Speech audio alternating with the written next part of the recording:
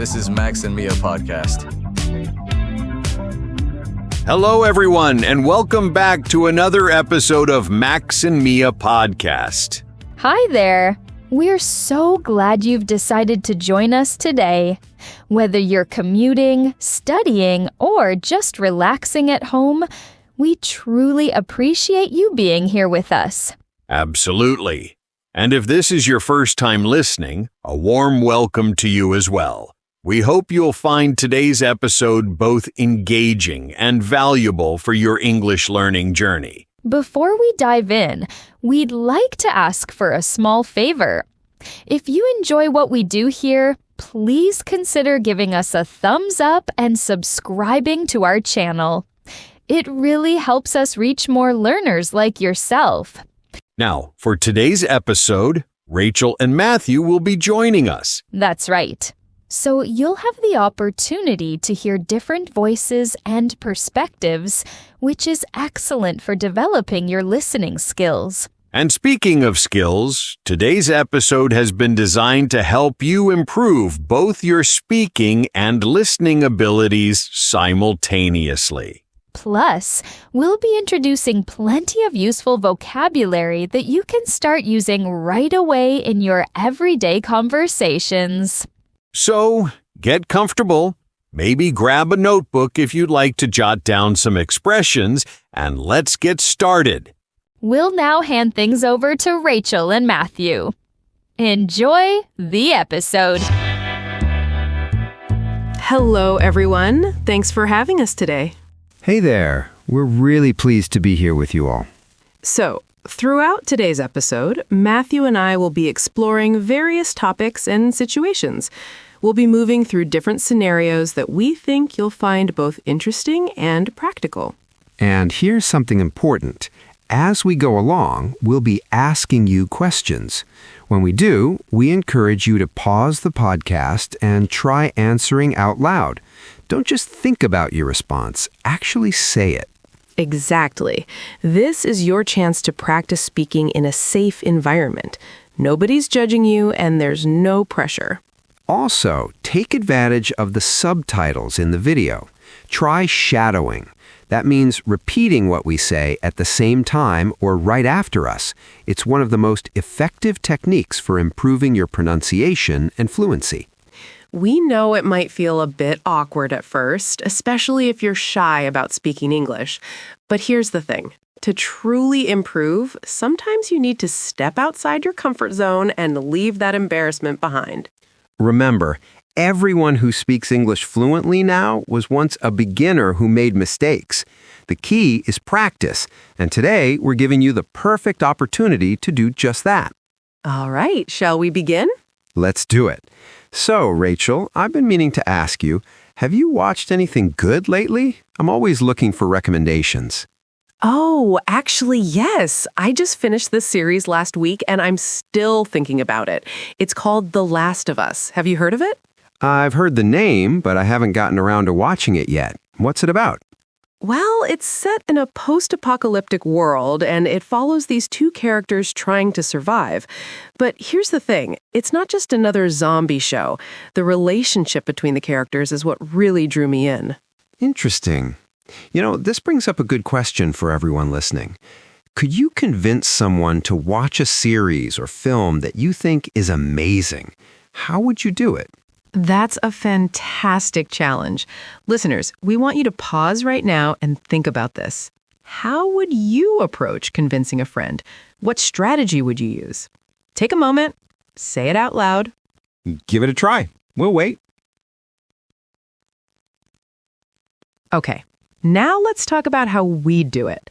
When I recommend something, I usually start by mentioning the genre and the basic premise, but I try not to give away too much. You want to create curiosity, right? Absolutely. So you might say something like, it's a thriller that keeps you on the edge of your seat, or it's a drama that really makes you think. Exactly. And I always try to relate it to something they already like. For example, if you enjoyed Stranger Things, you'll probably love this because it has that same sense of mystery. That's smart. Connecting it to something familiar makes it more appealing. Another thing I do is highlight what makes it unique. Maybe the cinematography is stunning or the plot has unexpected twists. I might say, just when you think you know what's going to happen, it completely catches you off guard. Right, and it's important to be genuine about it. If you're truly enthusiastic, that excitement tends to rub off on others. For sure. Now, let's look at some useful expressions for this. When you want to recommend something strongly, you can say, it's definitely worth watching, or you won't regret it. And if you want to describe something that's engaging, you might use phrasal verbs like to get into something, meaning you become really interested in it. For example, I got really into that series. I watched the whole thing in 2 days. Another useful one is to binge watch, which means watching many episodes in one sitting. I ended up binge watching the entire season over the weekend. Or if something's disappointing, you could say it didn't live up to the hype, meaning it wasn't as good as people said it would be. And here's one more, to be hooked. If you're hooked on something, it means you're completely captivated by it. I was hooked from the very first episode. These are all really natural expressions that native speakers use all the time when discussing films and series. Now, here's a question for you at home. Think about the last movie or series you really enjoyed. How would you convince a friend to watch it? Take a moment, pause if you need to, and try explaining it out loud. What genre is it? What makes it special? Why should they give it a chance? Give it a try. We'll wait. All right, so we've been talking about movies and series, and you know what pairs perfectly with a good film? Let me guess. Pizza? Popcorn? Exactly. Food. There's something about watching a movie with good food that just makes the whole experience better. A proper movie night needs snacks, or even better, ordering takeout. But here's something to think about. If you wanted to order food in English, would you feel confident doing it? That's a good point. It might seem simple, but there are actually some specific things you need to know. For instance, do you know how to specify the size you want? Small, medium, or large? Right. And what about when the person taking your order asks you questions like, would you like any toppings? Or is that for pickup or delivery? Could you respond naturally? These are real situations you might encounter, especially if you're traveling or living in an English-speaking country. So let's practice this together. It is what we're going to do. Rachel and I will act out a conversation, or role play, where one of us is ordering food and the other is the employee taking the order. This way, you can hear how a natural conversation would sound in this scenario. Before we start, think about these questions. How would you greet the person? How would you ask for what you want? And how would you confirm your order at the end? Okay, I'll be the employee at a pizza restaurant, and Rachel, you'll be the customer ordering. Ready? Ready. Good evening. Thank you for calling Tony's Pizzeria. How can I help you today? Hi, I'd like to place an order for delivery, please. Of course. What would you like to order? Could I get a large pepperoni pizza, please? Sure thing. Would you like our regular crust or thin crust? I'll go with the regular crust, thanks. Perfect. And would you like to add any extra toppings to that? We have mushrooms, onions, peppers, extra cheese. Oh, could I add mushrooms and extra cheese, please? Absolutely. So that's a large pepperoni pizza with mushrooms and extra cheese on regular crust. Anything else for you today? Yes, actually. Could I also get a side of garlic bread? Of course. Would you like the small or large garlic bread? The small one should be fine. Great. And what about drinks? We have Coke, Sprite, Fanta, or bottled water.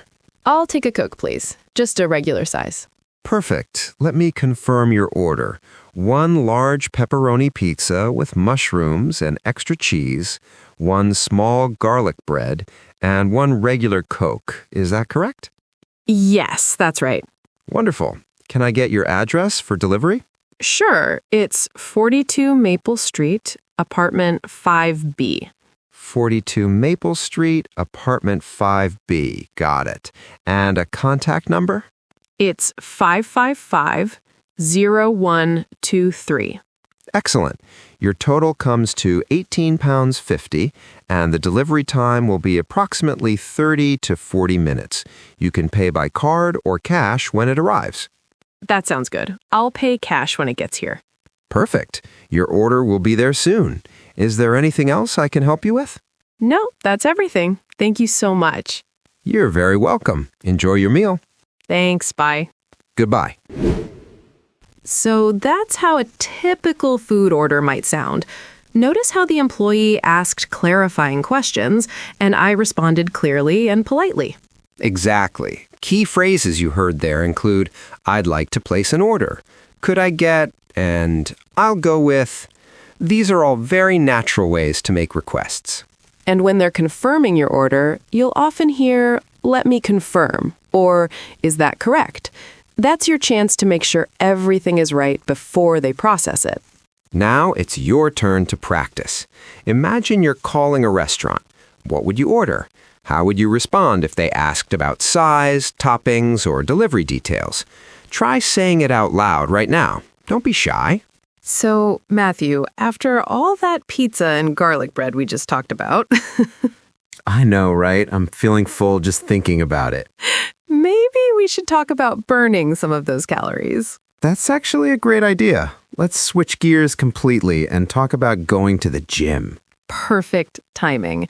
I've actually been thinking about joining a new gym near my place, but I always feel a bit nervous about asking all the questions I need to ask. Yeah, I get that. There's quite a bit to figure out. Prices, schedules, what's included in the membership. It can be overwhelming, especially if you're doing it in English. Exactly. So let's think about this. If you walked into a gym and wanted to sign up, would you know how to ask about the different membership options or what the opening hours are? Right. And what about asking if there are any special offers or discounts? Those are important questions that can save you money. So here's what we want you to think about. How would you inquire about prices? How would you ask what's included in the membership? And how would you find out the gym's schedule? Take a moment if you need to. Think about how you'd phrase those questions. All right, let's show you how this conversation might go. I'll be the gym receptionist this time, and Matthew, you're looking to join. Sounds good. Here we go. Good afternoon. Welcome to Fit Zone Gym. How can I assist you today?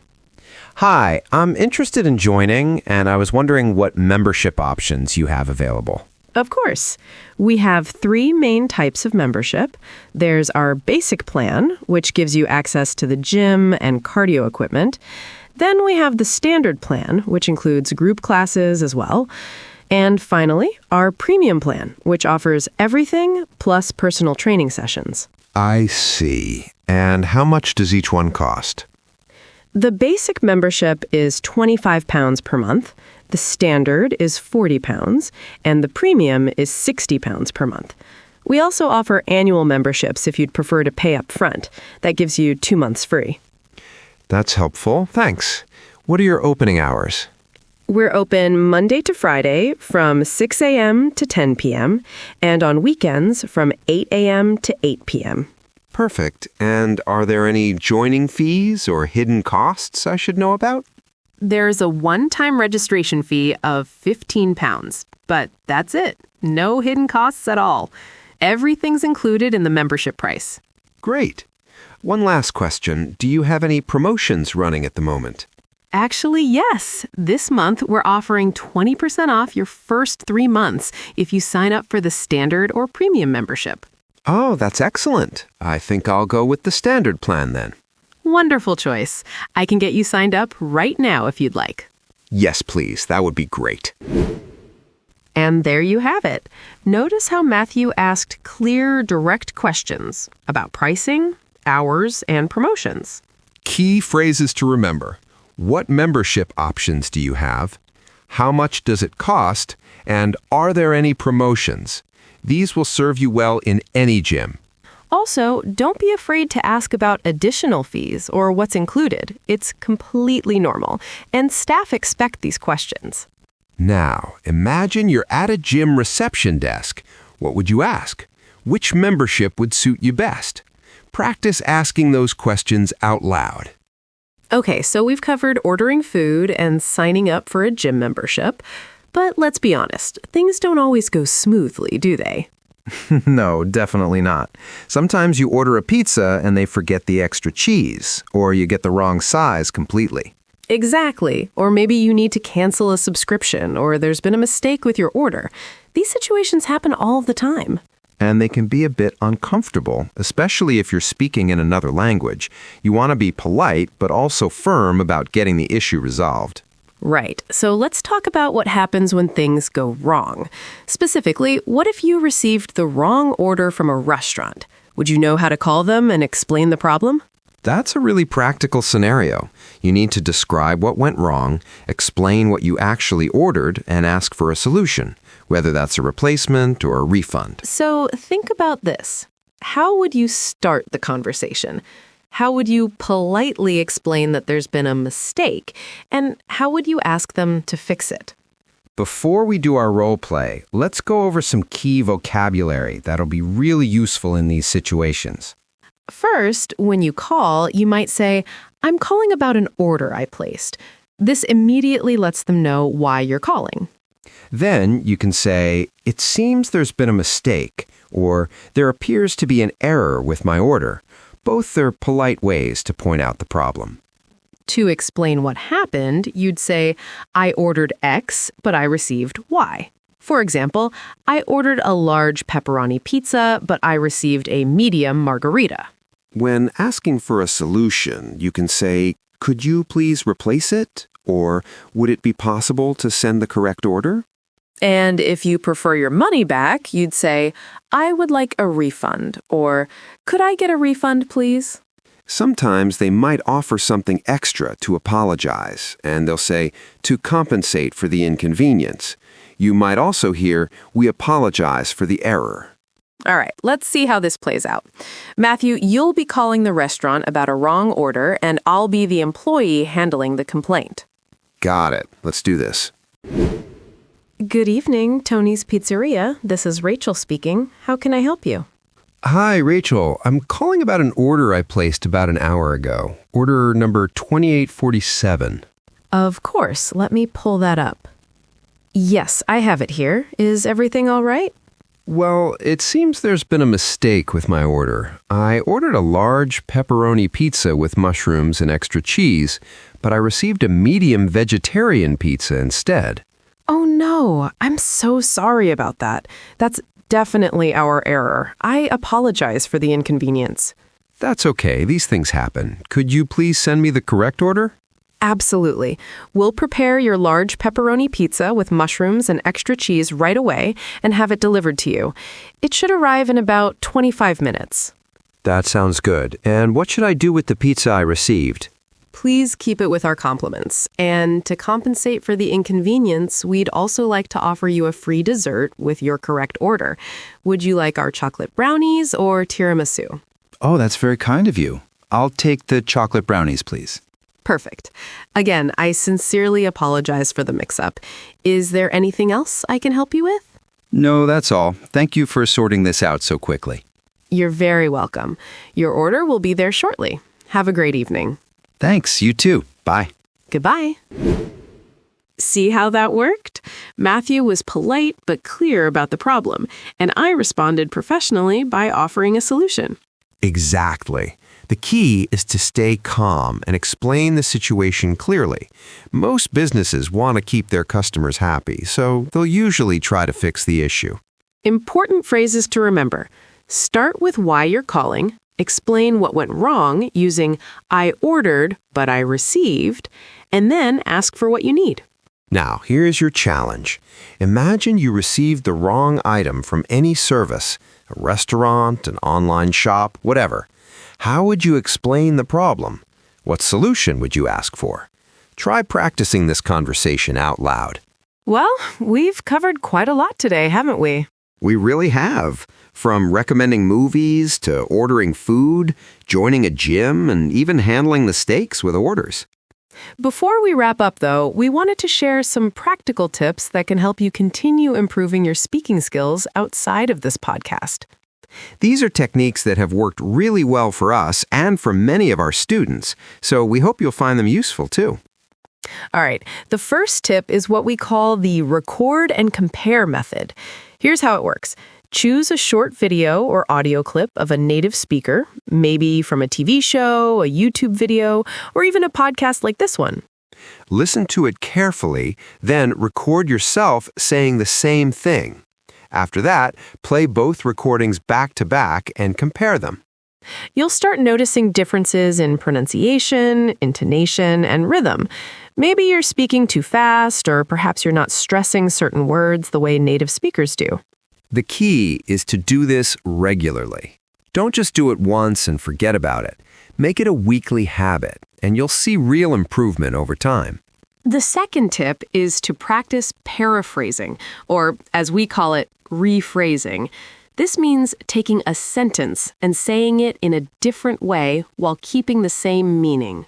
For example, instead of saying, "I'm really tired," you could say, "I'm exhausted," or "I'm worn out," or "I could really use some rest." This exercise helps you build flexibility in your language. You stop relying on the same phrases over and over, and you start thinking more creatively about how to express yourself. Try this.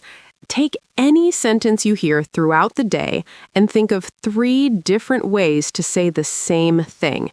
It's challenging at first, but it becomes easier with practice. Now, here's one that's incredibly effective: reading aloud. And I mean actually reading out loud, not just in your head. Find a short book or story online that matches your level. It doesn't have to be a full novel. Short stories, articles, or even children's books work perfectly. The idea is to read for at least 10 minutes every single day. And here's why short texts are better. If you choose something brief, you can finish several stories or books within a month. Each new text exposes you to different vocabulary, sentence structures, and writing styles. So instead of spending 2 months on one long novel, you're diversifying your input and expanding your vocabulary much faster. Plus, reading aloud helps you with pronunciation, rhythm, and getting comfortable with the physical act of speaking English. Your mouth literally gets used to forming English sounds. And one more tip we'd like to add: talk to yourself. I know it sounds a bit odd, but it's genuinely helpful. It does sound strange, but it works. Narrate what you're doing throughout your day. I'm making breakfast. I'm going to scramble some eggs. Now I'm adding salt and pepper. Or have imaginary conversations. Pretend you're explaining your day to a friend, or practice what you'd say in certain situations, like at a job interview or when meeting someone new. The beauty of this is that you can do it anywhere, anytime. You don't need a conversation partner, and there's no pressure. You're just building confidence and fluency. So, to recap, record and compare yourself to native speakers, practice paraphrasing, read aloud daily with short texts, and talk to yourself whenever you can. If you commit to even just 1 or 2 of these tips, you'll notice a real difference in your speaking abilities within a few weeks. Well, I think that brings us to the end of today's episode. It's been a pleasure spending this time with you all. We really hope you found the conversations and role plays useful. Remember, the most important thing is to keep practicing. Don't wait for the perfect moment or the perfect conditions. Just start speaking, even if it's just to yourself. Exactly.